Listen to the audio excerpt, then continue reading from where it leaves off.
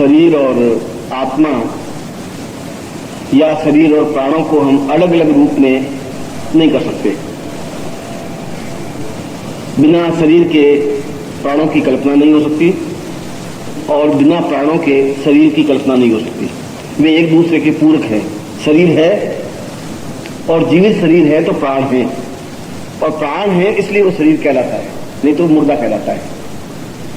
गुरु और शिष्य का भी वैसा ही संबंध है।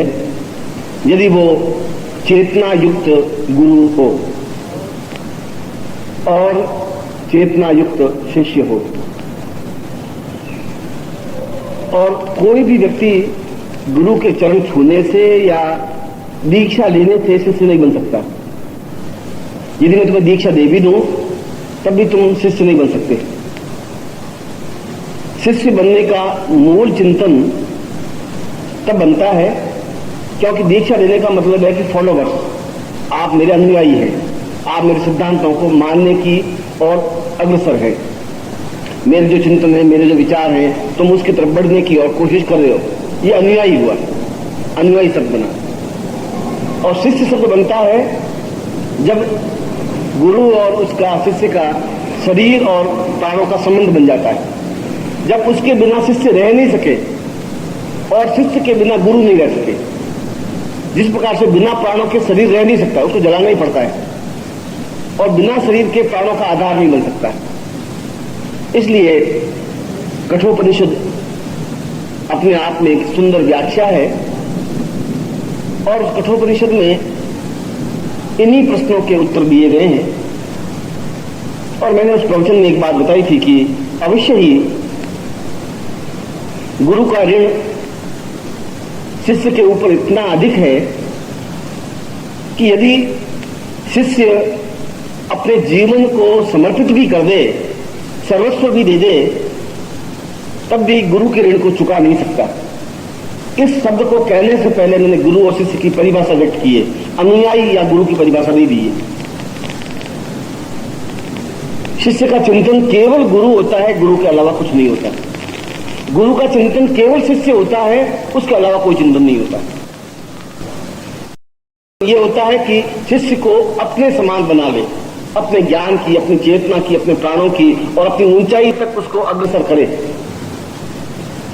और जब शिष्य दूसरों को मार्ग दिखाने में सक्षम हो जाता है, अपनी बात को दूसरे के गले में उतारने की क्रिया जान लेता है, अपने शब्दों को, अपने वचनों को, अपनी कर्म को, अपनी क्रियाओं को, अपनी साधनाओं के माध्यम से जब दूसरों के शरीर में, प्राणों में उतर जाता है, तब गुरु को सबसे ज्यादा प्रसन्नता होती है। तब गुरु उस बात को एहसास करता है कि मैंने जो परिश्रम किया है वह सार्थक हुआ है। और जब मैं ये बात कहता हूं तो इसके बीच में कहीं पर भी स्वार्थ चिंतन नहीं है। इसके बीच में वो चिंतन नहीं है कि शिष्य गुरु को कुछ दे, या धन दे, या वस्त्र दे, या आभूषण दे। ये इस बीच में कहीं कुछ नहीं आया। ये तो परस्पर एक संबंध है। प्राण ये नहीं कर सकते कि शरीर मुझे ये दे, और शरीर ये प्राणों को नहीं कर सकता कि तुम मुझे ये दो। वे दोनों आपस में एक दूसरे से जुड़े हुए हैं। वह स्टेज जब आती है तब वह शिष्य होता है, और गुरु की वह स्टेज होती है जब वास्तव में वह गुरु हो। वास्तव में गुरु के ऊंचे की स्टेज, गुरु से ऊपर की स्टेज सदगुरु है, जो तुम्हें उस सद का मतलब है पूर्णता की ओर अग्रसर करने की क्रिया। सद का मतलब है पूर्ण, और प्रत्येक व्यक्ति अपने आप में अपूर्ण है। अपूर्ण है ज्ञान से, अपूर्ण है चिंतन से, अपूर्ण है विचार से, अपूर्ण है सुख से, अपूर्ण है परिवार से, और अपने आप में अपूर्ण है। क्योंकि अपूर्ण है इसलिए आप मृत्यु की तरफ चले जाते हैं। पूर्ण आदमी तो मृत्यु की ओर जा ही नहीं सकता। पूर्ण में से अगर पूर्ण निकाल दे तभी पूर्ण बचेगा। एक शून्य में से शून्य निकाल दे तो पीछे एक या दो नहीं बच सकते, शून्य ही बचेगा। और उस शून्य में एक शून्य जोड़ दे तब भी शून्य बचेगा। इसलिए शून्य नहीं मिट सकता। और शून्य को हम पूर्णता कहते हैं या पूर्ण कहते हैं, कोई शून्य कहते हैं, कोई पूर्ण कहते हैं। इसलिए पूर्ण मिट नहीं सकता, और जो मिट जाता है, जो मर जाता है, जो समाप्त हो जाता है, जो शमशान की ओर जा सकता है, वह पूर्ण नहीं बन सकता। इसलिए जो उस रास्ते पर नहीं जाता, रुक जाता है, पैदा होते ही व्यक्ति मृत्यु की ओर ही जाता है। यह स्वाभाविक क्रिया है। मगर कुछ व्यक्तित्व ऐसे होते हैं कि बीच में रुक जाते हैं, और वे रुक जाते हैं उस समय जब बीच में कहीं सदगुरु मिल जाए। गुरु तो मिल जाएंगे, गुरु तुम्हें मिल जाएंगे हरिद्वार में, गुरु तुम्हें मिल जाएंगे मथुरा में, वृंदावन में, कई जगह गुरु मिल जाएंगे, और कई बार तुम नहीं भी ढूंढोगे तब भी गुरु मिल जाएंगे, मगर सदगुरु नहीं मिल सकता। क्योंकि सदगुरु आत्मा और प्राणों का पूर्ण रूप से संबंध स्थापित करने वाला हो, वह गुरु है। और गुरु खुद स्वार्थी है, गुरु खुद कुछ लेने की इच्छा रखता है, गुरु कुछ पाने की क्रिया करता है, तो वह गुरु तो बन सकता है, उसको हम गुरु कह सकते हैं, मगर वो सदगुरु नहीं हो सकता। सदगुरु तो खुद ही अगर लेने की इच्छा रखेगा तो फिर वो दे भी क्या सकेगा। जब मैं तुमसे कुछ भिक्षा मांगने की कल्पना करूंगा कि तुम मुझे पैर दबाओगे, तुम मेरे चरण धोओगे, तो फिर मैं गुरु बने क्या? क्योंकि इच्छा ही जब मैं खत्म नहीं हुई तो मैं पूर्ण बन ही नहीं सकता। जब मैं पूर्ण नहीं हूं तो मैं पूर्ण नहीं बना सकता। इसलिए वस्त्रों को या शरीर के चिंतन को या शरीर के ढांचे को देख करके हम गुरु को नहीं पहचान सकते। सदगुरु की पहचान वह है कि जो अत्यंत सरल और सामान्य जीवन व्यतीत करने वाला हो। सामान्य का मतलब है फकीर नहीं। वह अगर मखमली गद्दे पर सुलाए हुआ तो नींद ले सकता है, और यदि दूसरे दिन उसको बिल्कुल टाट कर सुला दे तभी उसी मस्ती के साथ नींद ले सकता है। यह उसके जीवन का एक चिंतन है। वहां पर भी वो उतना ही सुखी है, वहां पर भी वो उतना ही सुखी है। यदि किसी ने 5,000 रुपए दे दिए तभी वो सुखी है, और यदि किसी ने कुछ नहीं दिया है तब भी उसके मन में उसके प्रति कुछ आक्रोश नहीं है। ऐसा व्यक्ति सदगुरु बन सकता है। इसलिए ये नहीं शिष्य की कसौटियां हैं। कठोपनिषद कहता है कि शिष्य से भी गुरु बनना बहुत कठिन है, और गुरु जो स्वयं पूर्ण हो। और पूर्ण की परिभाषा में कठोपनिषद ने कहा है, पूर्णत्वमेव गुरुतम सहिताम सदैवम सवे वर्णम वदता सहितम शरीरम। गुरु को, सदगुरु को पहचानने की 3 क्रियाएं हैं। हम किस तरीके से सदगुरु को पहचाने? गुरु और सदगुरु में अंतर कैसे करें? आम शिष्य ऐसा नहीं कर सकता, क्योंकि नकली चीज बहुत ज्यादा चमकती है। अगर सोने को रख दीजिए और पीतल पर सोने का झोल चढ़ाए हुए रख दीजिए, वो ज्यादा चमकेगा। नकली जो हीरे बनते हैं वो असली हीरो से बहुत ज्यादा प्रकाश देने वाले होते हैं। और तुम्हारी आंखें नकली हैं, तुम्हारा शरीर नकली है, तुम्हारा चिंतन नकली है, तुम्हारे विचार नकली है। इसलिए नकली व्यक्ति नकली से ज्यादा संबंध स्थापित कर सकता है। इसलिए तुम उस गुरु के मुंह पास में जल्दी फंस जाते हो जो केवल याचक वृत्ति वाला है, या जिसको मैं कई बार प्रवचन में भिक्षुक कहता हूं।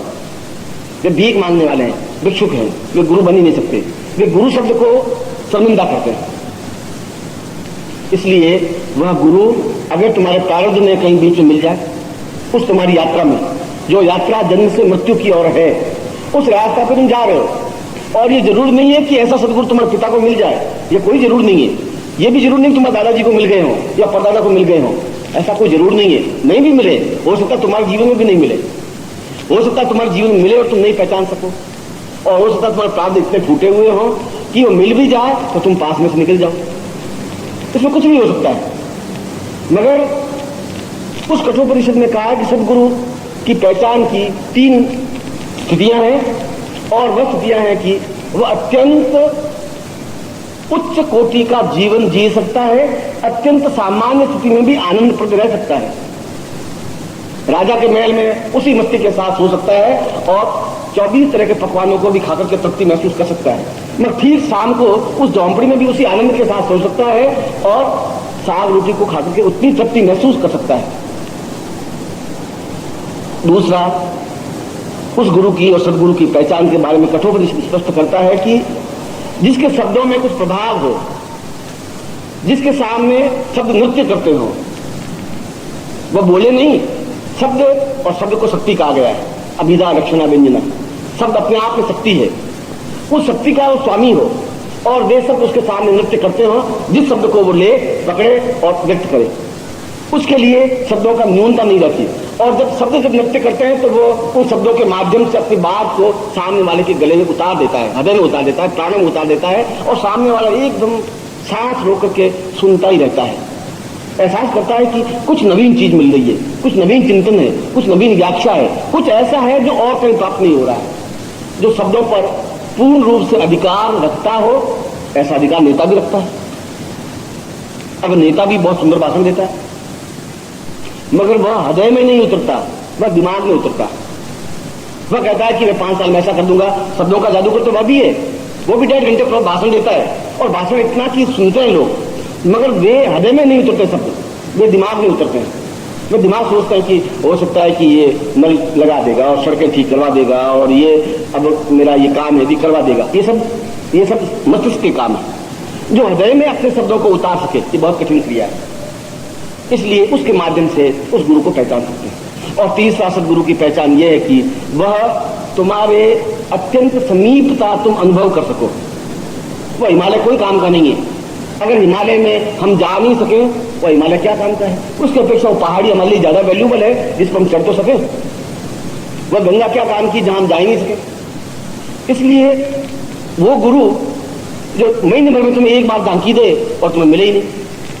मां आनंदमयी महीने में एक बार बाहर निकलती थी, 2 मिनट में झांकी देती थी और बंद हो जाती थी। मैं सोचता हूं कि ऐसा सदगुरु नहीं हो सकते। नाथद्वारा में श्रीनाथ जी का मंदिर है, पट बंद कर देते हैं, 1 सेकंड झांकी देते हैं, फिर पट बंद कर देते हैं। ऐसे तो भगवान नहीं बन सकते। ये पुजारियों ने भगवान को जबरदस्ती बंद कर दिया है। वो भगवान कैसे, जिनके हम देख के तृप्ति अनुभव नहीं कर सके। हमारी तृप्ति हो ही नहीं, तुम पर्दे बंद कर दो। वो गुरु कैसा, जो तुम्हारे समीपता अनुभव ही नहीं कर सके, जिनके पास हमारे हर क्षण हमारे दिमाग में प्रश्न बनेंगे, हर क्षण उत्तर देने वाला हमारे पास होना चाहिए, जो हमारे सुख में दुख में हमारे चिंतन में विचार में अनुरूपता महसूस करता हो, जो तुम्हारे परिवार का एक सहायक हो, मार्गदर्शक हो, एक गुरु हो, एक पिता हो, एक चिंतक हो, और तुम्हारे दुख में उतना ही दुखी हो, तुम्हारे सुख में उतनी प्रसन्नता अनुभव कर सके। और जब ऐसी स्थिति बनती है तो गुरु और शिष्य का संबंध शरीर और प्राणों का बन जाता है, और बन जाता है तो उस प्राणों को शरीर से अलग कर नहीं सकते। कर सकते हैं साधना के माध्यम से, मगर शरीर उसमें बहुत तड़पता है। कहते हैं कि तुम मेरे प्राण स्वरूप, और तुम जाते हो तो बहुत बेचैनी आती है। जो तुम्हारी याद आती है तो मन बहुत बेचैन हो जाता है।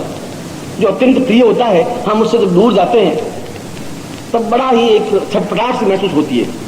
इसलिए कि प्राणों का कुछ हिस्सा दूर बैठा है।